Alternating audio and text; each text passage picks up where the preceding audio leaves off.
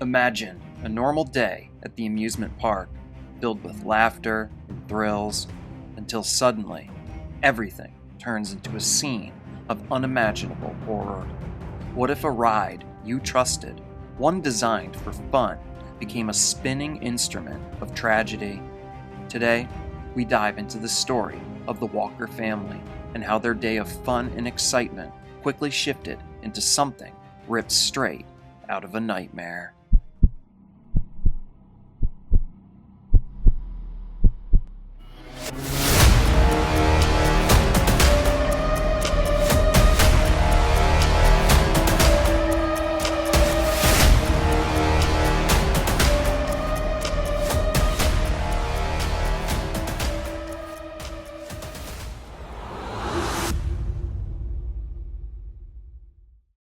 Before we begin, if you like the video and enjoy what I do here on the channel, I ask that you take a quick moment to hit that like button, leave a comment, and subscribe if you haven't already. With that out of the way, today's story will take us to Holiday Park. Holiday Park is an amusement park that is located in Hablach, Germany. The park was originally nothing more than a fairy tale forest attraction, but in 1971, it went through some renovations and reopened with more rides and attractions before it was renamed Holiday Park in 1973.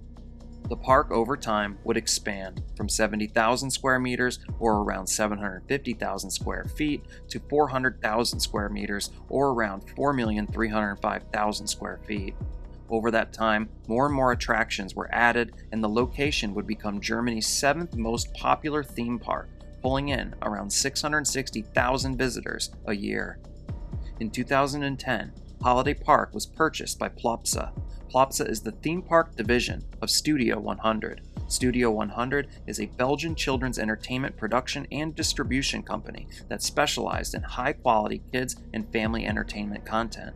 Currently, Plopsa operates 8 parks across Belgium, the Netherlands, Germany, and Poland. Following the purchase of the park, Plopsa began implementing kids-focused changes. They added cartoon characters throughout the park, like Maya the Bee, Tabalug, and Vic the Viking. Plopsa would soon announce its intention to invest 25 million euros into the park over the course of the next 4 years.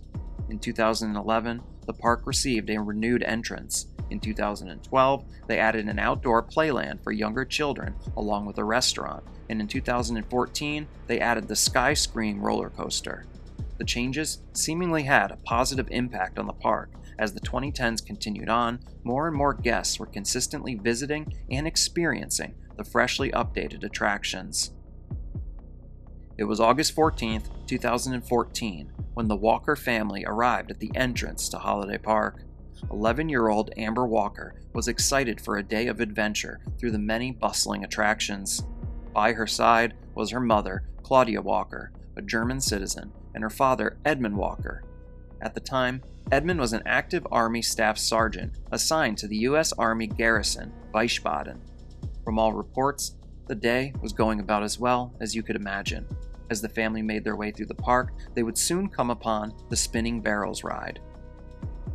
The Spinning Barrels is a breakdance model attraction built by the company Huss. The breakdance model is a type of ride that operates in both fixed amusement parks and as a traveling attraction. Each ride consists of small vehicles, each seating 2 riders attached to the end of short rotating arms. These arms are connected to a circular base that also rotates when the ride is in motion. The individual cars also rotate and are not flat. Instead, they are mounted at an angle. For the spinning barrel version of the ride, the small vehicles were built to look like wooden barrels. The ride could hold up to 24 passengers in total, and each car was fitted with a lap bar for safety. Amber and her mother Claudia would soon get in line for the spinning barrel ride. As the line worked its way up, the pair would approach and walk through the gate, accessing the ride area. In that moment, the pair were expecting to board one of the barrels, but to their shock, the ride would begin moving as they approached. The barrels would start spinning as the mother-daughter duo began yelling at the ride operator to stop. Before anything could be done, Amber was thrown around and knocked beneath the spinning platforms. As the ride continued around, Amber was struck multiple times by the spinning barrel cars. Her mother watched on in horror as there was nothing she could do for her daughter. She screamed to stop the ride, and the operator pushed the emergency stop. A doctor would be rushed to the scene, but Amber had sustained serious head injuries. She would eventually be pronounced dead at the scene. Following the incident, the parents' pain and anger was unimaginable. They actively wanted answers as to why this happened to their daughter. I wish I could say that justice was found in this case, but the ongoing legal battle would be long and drawn out, and closure would be hard to come by for the parents. The first thing investigators discovered was a blatant disregard for safety. The gate to the ride was left open prior to the ride being started, and this led to Amber and her mother being able to walk up to the ride just as the operator started it. On top of the gate being left open, no announcement was made that the ride was about to begin. Any kind of notification would have warned everyone in the area and could have potentially stopped this entire ordeal from taking place.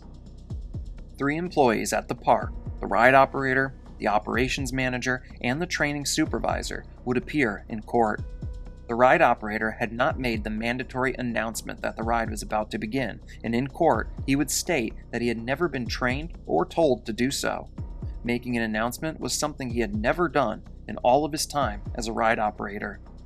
The operations manager and training supervisor would be looked at in this case for neglecting their responsibilities, not only to train properly, but to oversee and make sure that safety procedures were being followed throughout the entire park.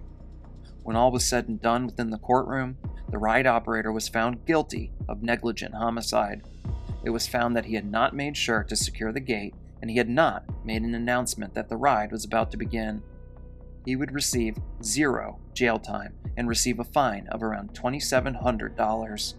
The operations manager and training supervisor were found not guilty. The entire verdict left a bitter taste in the mouth of Amber Walker's parents. This was not the justice their daughter deserved. From all reports, numerous ride operators and park staff were spoken to after the tragedy, and it became very clear that safety procedures were not being followed throughout the entire park. The lack of safety training and oversight was clearly evident, but for some reason, the courts did not see this as enough to punish the 3 men any more than they had. Following the first trial, Amber Walker's family would appeal. During the second trial, they did all they could to drive home the blatant lack of safety training and oversight that was systemic within Holiday Park. At the end of the trial, the court would uphold the initial ruling. The court stated it could not prove that Amber's death would have been prevented if the managers had better supervised the operator of the ride. With this final verdict, the long, drawn-out fight was over. No one would see a day behind bars. The supervisors would not face any kind of punishment, and the ride operator would simply pay his fine and move on with his life. On the other side, the Walker family was cracked into a million pieces that simply couldn't be put back together. Amber's parents would file for divorce. The death of their daughter and the subsequent trials had just been too much on their marriage. Eddie Walker was quoted as saying, "Every day I have that image in my head. All that blood. It's very difficult." In the end, a young 11-year-old girl with so much life left ahead of her had her life brutally extinguished, and it all could have been avoided. The negligence at Holiday Park was very clear, and yet everyone involved basically got away with it. It's unbelievable to me that Holiday Park has never been held accountable. Their job was to not only provide entertainment to guests, but to provide a safe place for hundreds of thousands of people that visit every year.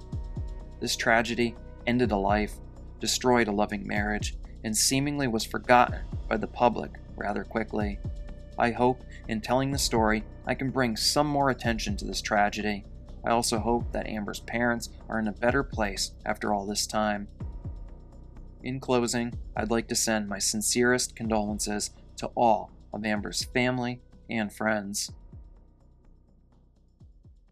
A big thank you to each and every one of you for tuning in to another episode. If you enjoy the content that I make here on the channel, then please hit the like and subscribe button. YouTube seems to be suppressing things as of late, so a simple like and comment would go a long way in helping the algorithm push my video. Also, you can check the description box below and find the link to my merch store and a link to the membership tier for the channel. For only $2.99 a month, you can help support my channel further, and you get some cool perks to go with it. One of those perks is having your name listed here in the end of each of my videos. So thank you to all my Cellar Dweller members. Also, if you'd like to submit a story recommendation, please do so using the email that I have linked in the description box below. As always, I do all the research, writing, recording, and editing for the channel myself, so anything that you do to help support the channel is greatly appreciated. And until next time, I will see you all again as we head back into the cellar.